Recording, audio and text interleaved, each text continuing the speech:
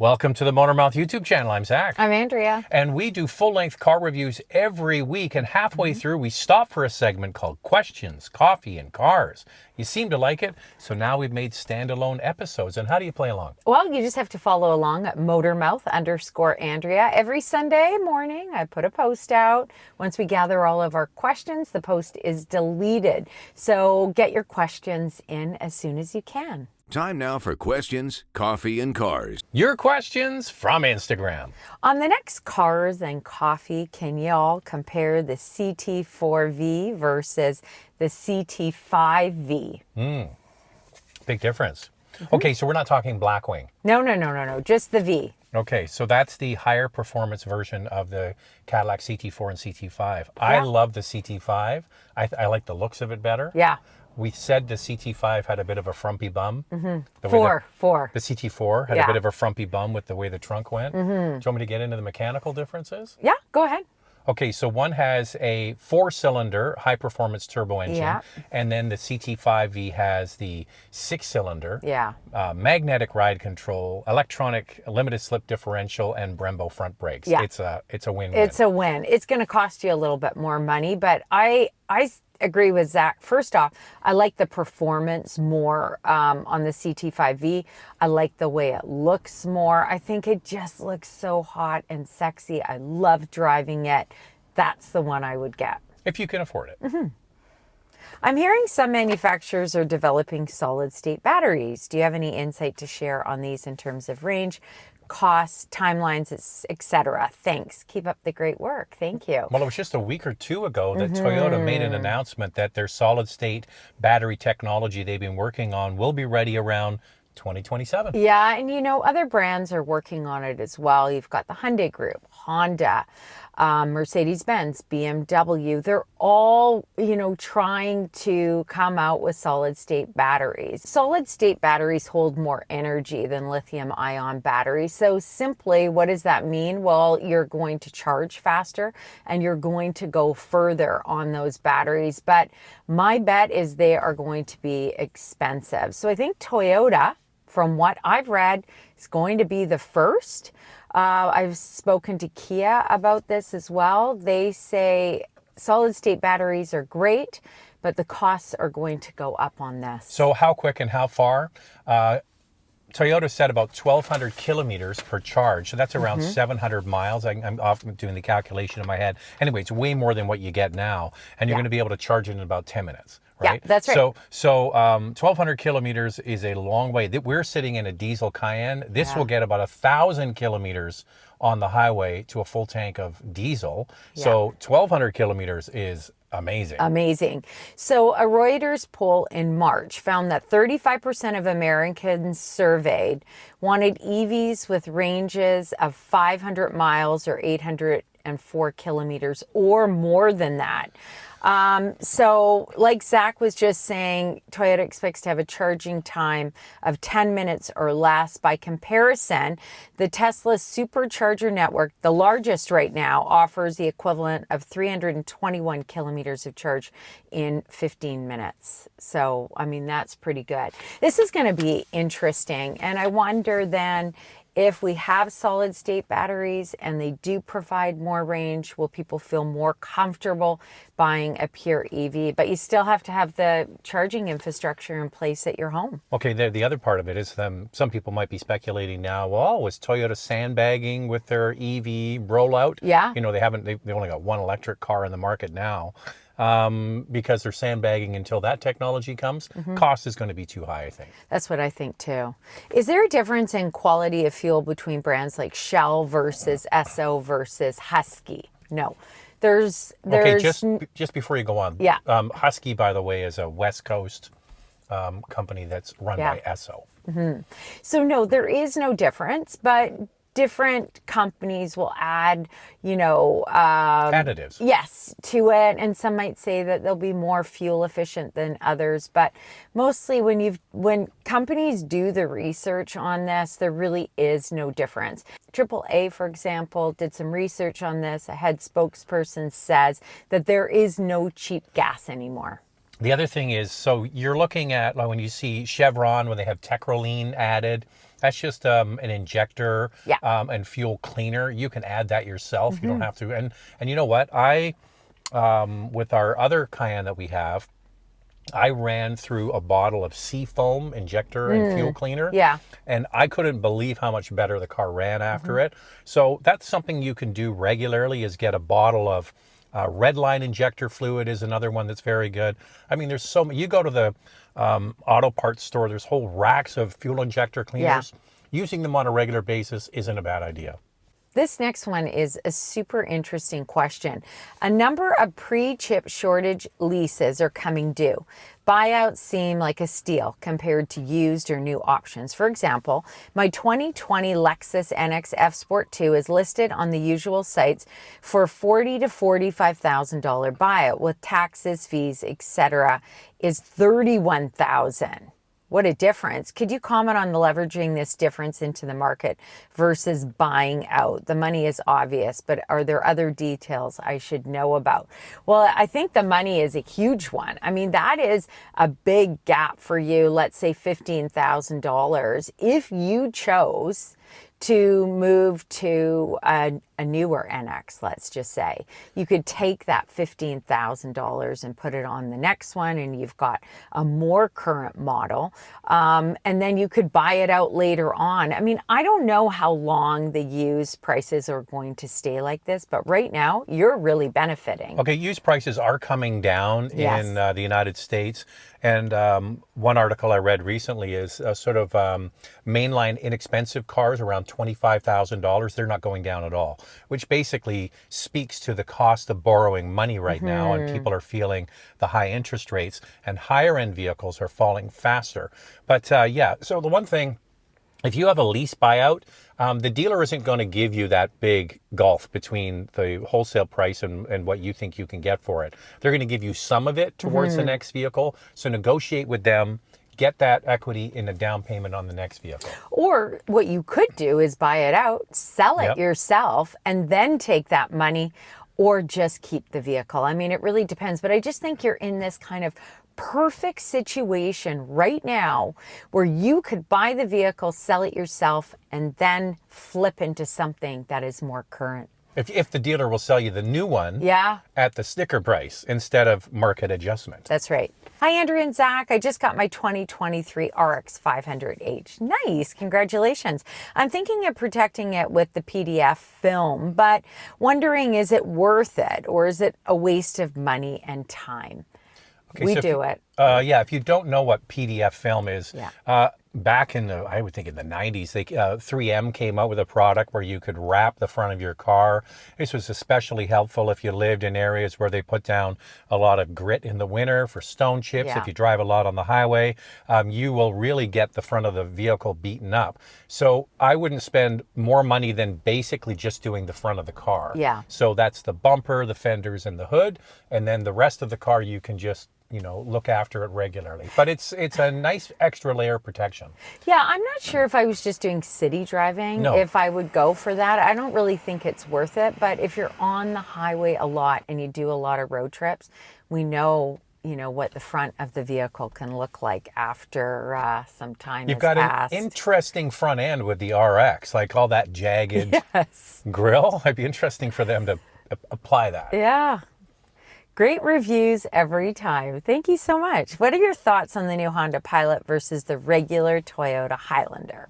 Oh, Well, wow, that's quite a there's difference. Yeah, I mean, one's still a V6. The other one has gone to a 2.4 liter turbocharged gas Which model. is excellent, by the way. Yeah, I we really liked it.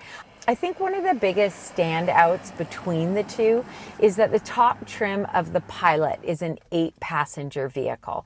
You can have the bench seat, or you can remove that middle seat and have the captain's chairs.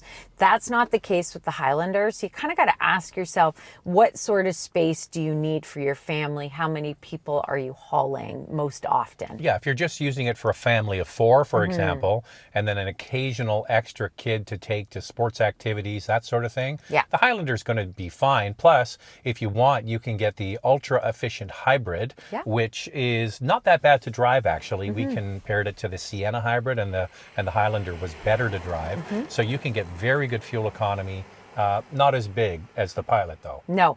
And I would also like to add that the Pilot has a firmer suspension than the Highlander. So you really got to drive it and see what you like. But I would say the seats are equally as comfortable in both.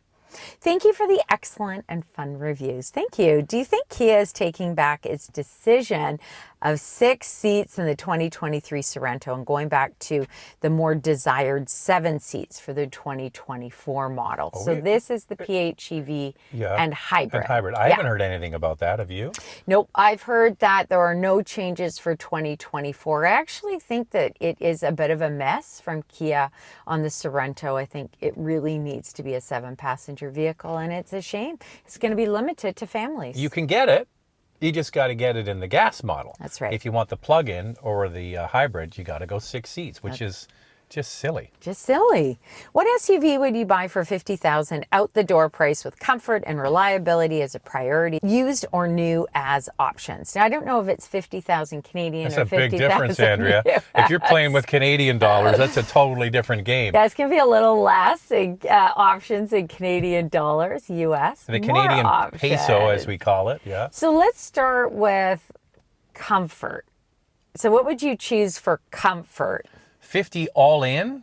Listen, I'm going to go back to my old, you know what I'm going to say, Andrea? What? The best vehicle on the road for the price is the RAV4 Hybrid. Oh. The RAV4 Hybrid, it's not exciting. No. It's comfortable. It's got great fuel economy, amazing resale value, and reliability. It's a bit of a snooze fest, but that's a good place to start because you can get a nicely equipped one, tax in, everything out the door for $50K. I know. It's Andrea's just like, shoot me. I'm just like, I don't know. I think I need something that's a little bit more exciting. So probably going to go with a Kia or Hyundai model. I'm trying to think of some other things that would be I know what Andrea's going to choose. Under $50,000. What am I going to choose? You're going to say the Kia Sportage or Sportage plug-in hybrid or hybrid. Yes, I could probably get something like that for under $50,000. I might not get all the bells and whistles, but I would be okay with that. So I think that those two are good. Now, when we're talking reliability, Kia and Hyundai are really at the top of the list for reliability now, even though I know some are going to fire back at me. Oh yeah, they're going to write. They're going to say, Kia's crap. Their engines all catch on fire. Well, listen, go look at the latest quality scores. They're right near the top.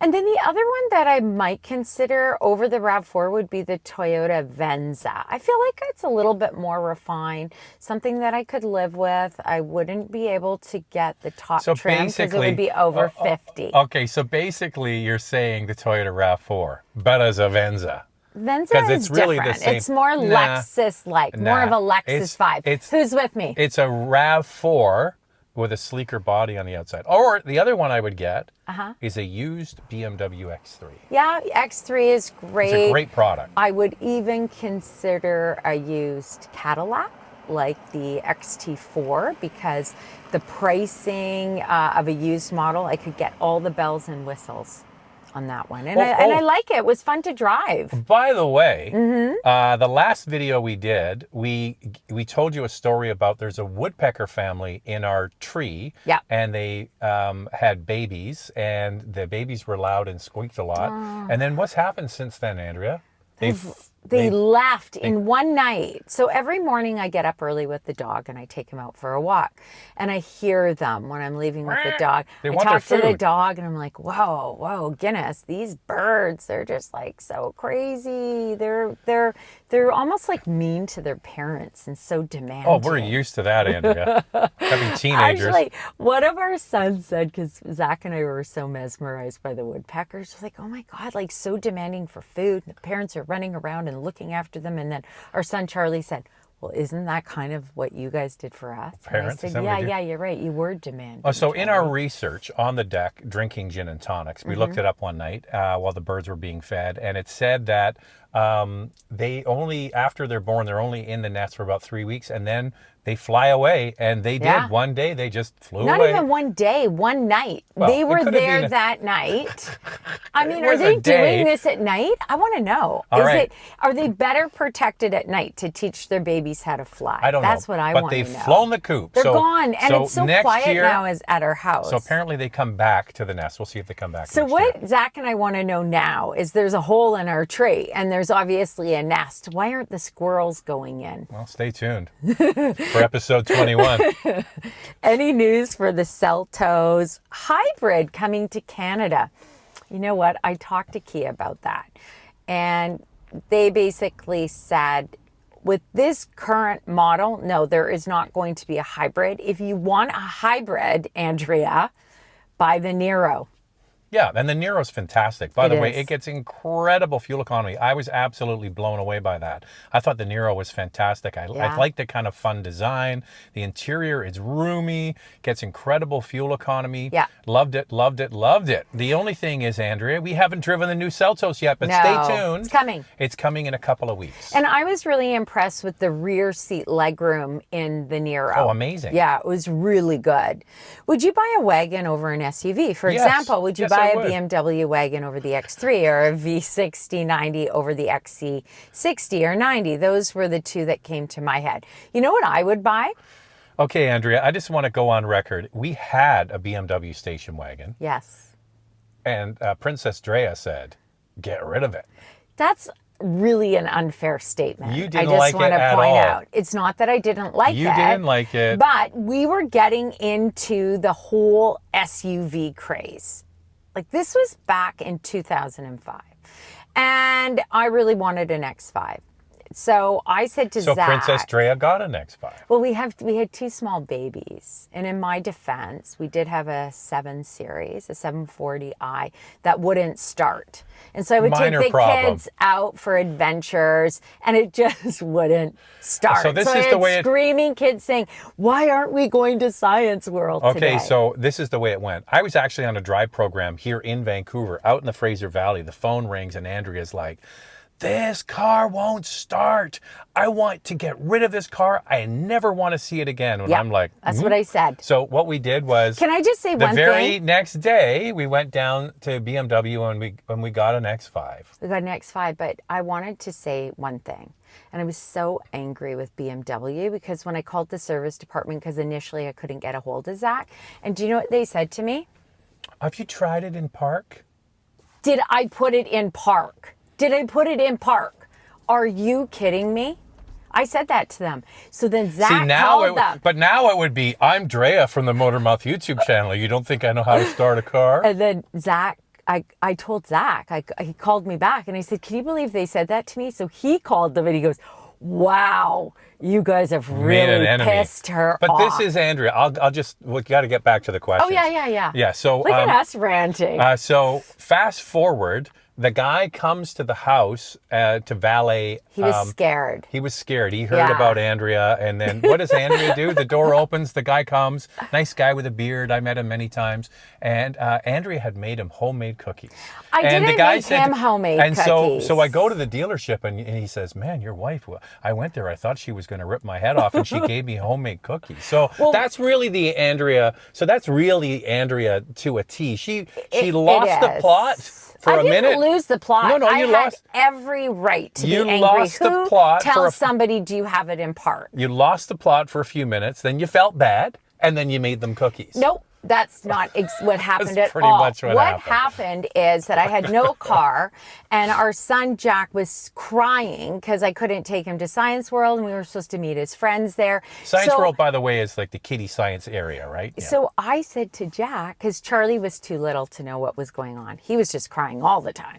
So I said to Jack, how about we make cookies? You know how you do it? You go, cookies. It's going to be great. And then he was like, yes, cookies. And quickly he switched. And so we were making cookies when the guy arrived. And there was some.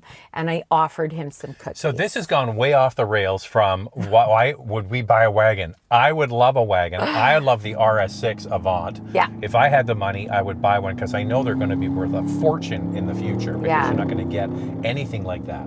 So they started about $140,000 Canadian, which is a lot of money. If we sold all our cars, we could buy one. An alternative would be the A6 All-Road, which I think looks also fantastic as well. So those are the two that I would also consider. I want to know what watches you're wearing. You always have interesting watches, but I can't make out what you have on. I wear this one all the time. So Andrea got this for a big anniversary a few years ago. She was shocked. It's a pink Datejust 36 millimeters. Was I shocked, like completely shocked? What was the story behind that? Because this watch, I actually saw a woman wearing it on a TV show, and I said to Zach, I love this watch. What watch is this? And so of course I paused the TV show and I said, well, you don't mess around. You went right to Rolex. So this was 6 months before our big anniversary. Yeah. So I contacted the dealer. This is in the days you could get a watch. And he says, well, I can't get it right now. And then I ordered it. And then it took a little while. It was after their anniversary, but Andrea ended up getting it. Oh, I love it. Zach switches out his watches all the time. I got a thing for watches. I have a lot of watches. I added them up the other day. I think I have a lot of watches. And He's got a lot of watches. And this is my latest. It's a Girard Perregaux Seahawk 2 from around 2000. And this has become my favorite watch. It's the biggest, the heaviest, but the most comfortable. Yeah, he said that. And he likes to switch up his straps as well. He just ordered a new strap and it didn't have... So I ordered one of these. And it came without the buckle. And I'm like, really? I waited 6 weeks for this strap and then it comes without the buckle? So now I got to send it back. By the way, these are Erica's originals. This strap was not from her. But if you're looking for a super comfortable strap for your dive watch or sports watch, Erica's originals. They ain't cheap, but you like them. I like them. They're fantastic. And then I also have an Omega swatch in pink. I don't wear it. Yeah, I don't wear it that often. Occasionally I do, but I just love this watch. And depending on the light, it's either a light pink or sometimes it can even look champagne. So I'm a big fan. We were just in Vienna with Mercedes-Benz, and I said to Andrea, "Ooh, look at that watch." And Andrea said, "No." I know. Well, we just ordered a GTI, for Pete's sake, Zach. Time to ditch my trusty 10-year-old Nissan Quest and get something nice. Must be comfortable for road trips, but not boring, as soccer dad life is now in the past. Looking at the BMW X3, Lexus RX 350h for mileage, or maybe RX 350 H, the hybrid. Right. Or maybe the Alpha Stelvio. Do you have some suggestions? Okay, you got a mixed bag there, brother. I know. I just want to say, I think you've put in your time, right? Yeah. With the Quest? Yeah. Oh. 10 years with the Quest. The Nissan Quest wasn't the go-to van, but it did the job. The original Quest had a center console that looked like a smokestack. The one he's got, no. But you know what? If you're risk averse, you're going to go with the Lexus. Yeah, and the mileage. If fuel economy is really important too. You know what I'd go for? If I've been driving a Quest for 10 years, I would say to Zach, I've put my time in. I want the Stelvio. So lease the Stelvio. I mean, their quality has jumped dramatically in the last year, according to JD Power, but still a question mark around the brand. And then the X3, we mentioned it earlier. It's a great product. It's a great product. And spacious. Is this our last one? Because we're my thing says 20-something minutes. Already? We're already there? Because we talked about birds and watches and station wagons. Oh my goodness. Okay. Andrea and Zach, value your opinion. Thank you. I'm comparing 2023 Lexus NX 350 to the 2023 Cadillac XT4. Which would you choose? Also, would the Genesis GV70 be a good one? GV70 is maybe a little bit bigger than the Cadillac. So back to the thing again. If you're risk averse, then you're going to go get the Lexus. Yeah. You're going to get great fuel economy. Cadillac has indexed above the industry average in terms of quality lately, and Genesis is right near the very top as well. So these are three good choices. I would say if it's a cargo space you're after, the Cadillac is the smallest. Yeah. But has good second row legroom. Okay, so not quite the Cadillac being the smallest in cargo space. The NX is actually the smallest. Really? Yeah. So, the NX goes up against the XT5. It's supposed to be in that category, but it's not that big. So the XT4 is bigger than the NX. You'll find front row legroom, second row legroom to be bigger.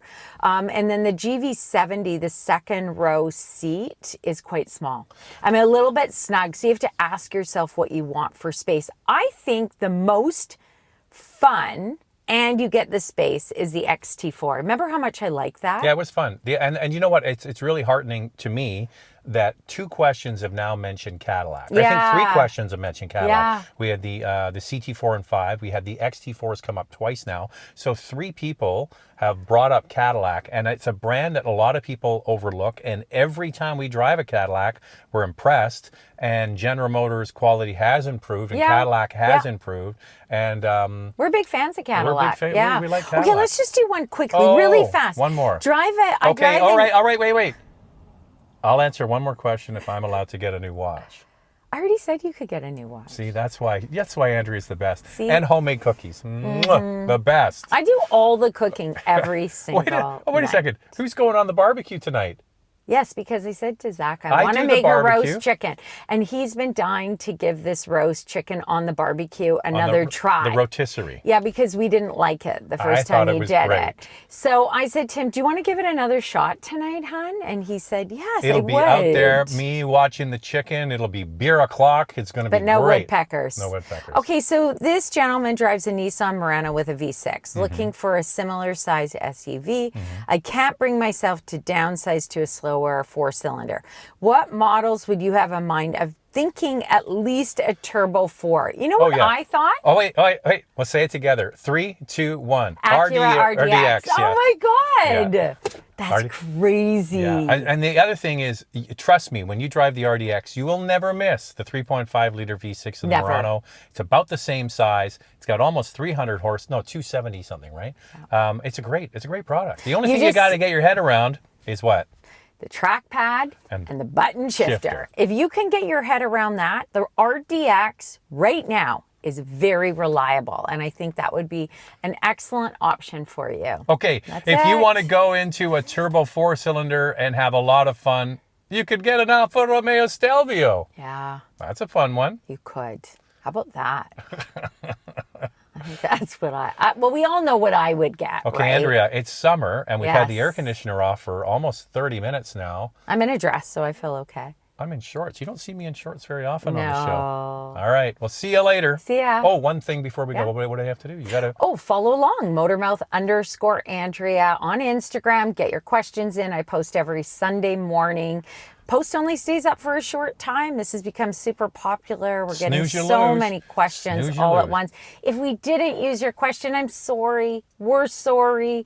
We get so many. Before we go, Andrea, any homemade cookies in my future? No, I don't plan on making any cookies today. I'm just going to give you a little... You're going to work on the roast chicken. No, I'm just going to tell everybody this is the way it works. Andrea is such a nice person. If I say that, she'll go, no, I'm too busy. And then I'll come home tomorrow and there'll be fresh cookies. There might be. There might be. All right. See you later.